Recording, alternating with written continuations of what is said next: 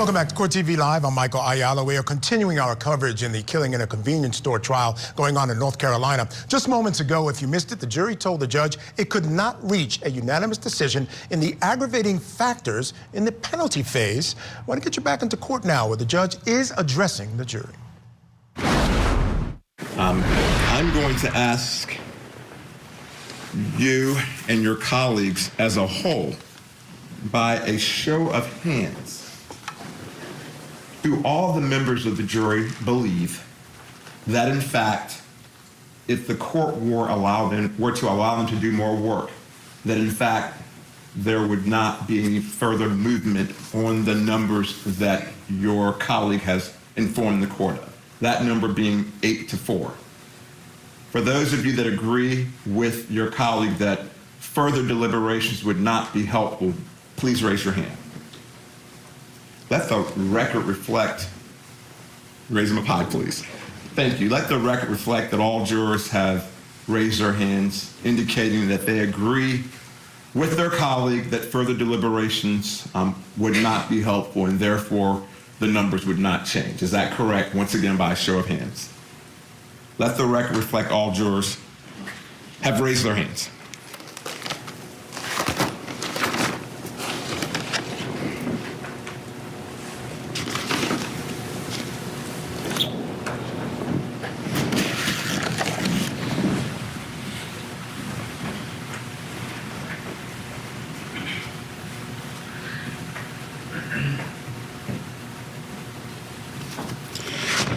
All right.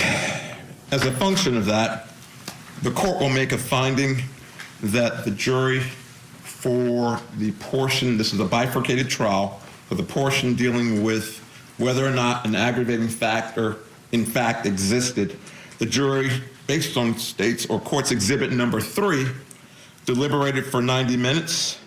The numerical split was 8-4. The court has inquired of the jury foreperson and of the jury as a whole. All agree that further deliberations would not prove to be beneficial, nor would there be movement.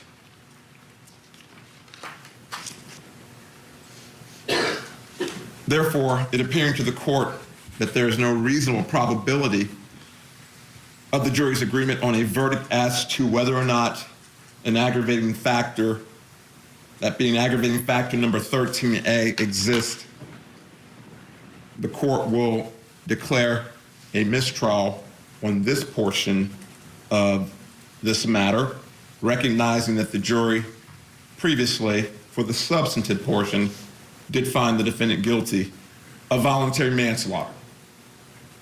Mr. DA, it would be my intention to send the jury into the jury room for a few moments, discuss with the lawyers on the record something, and then bring the jury back and then release them. Any objection? No, Your Honor. Any objection? No, Your Honor. All right, Mr. Malik, and then I will bring you back out. When I bring you back out, you can bring your personal items out with you also, I believe, if you'll follow the sheriff's instructions.